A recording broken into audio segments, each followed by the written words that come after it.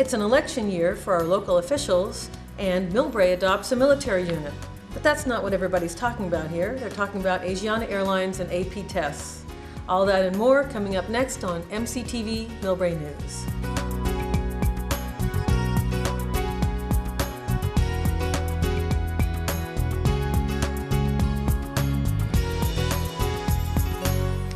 On July 23rd, the City Council voted to adopt a military unit. The Bravo Battery, 2nd Battalion, 320th Field Artillery Unit, 1st Brigade of the 101st Airborne, through the Americans Supporting Americans organization. MCTV was proud to spearhead this action. Bravo Battery consists of 130 men and women based in Fort Campbell, Kentucky, who are presently deployed overseas.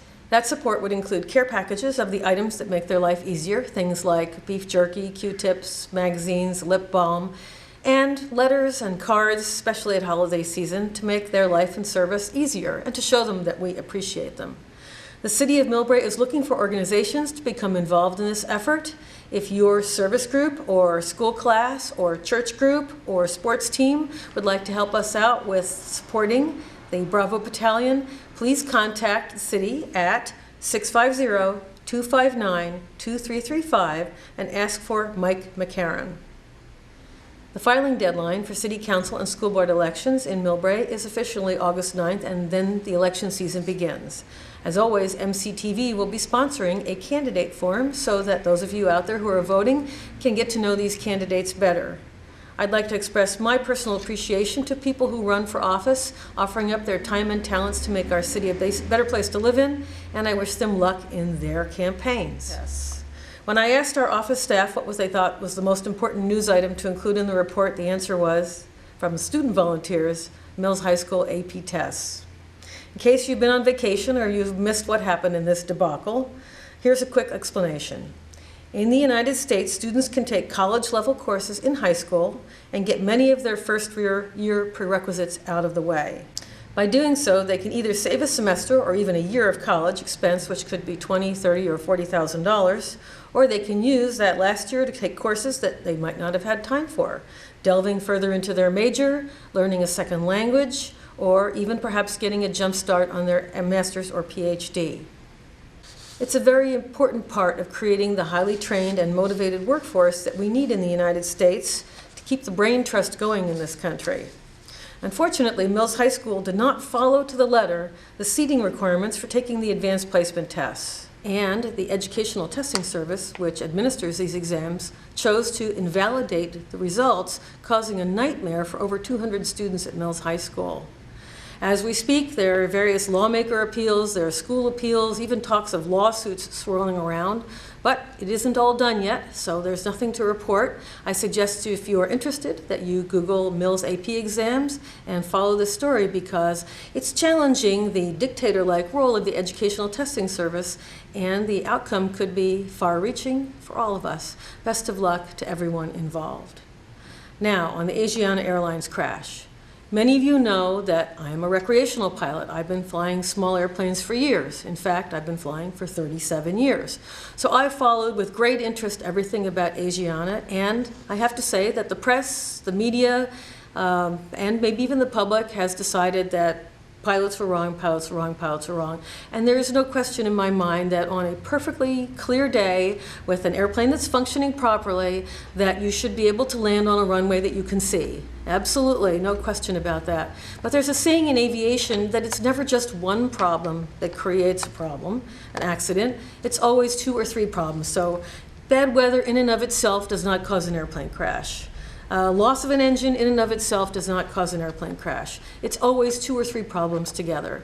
The National Transportation Safety Board is very, very good at looking at these things.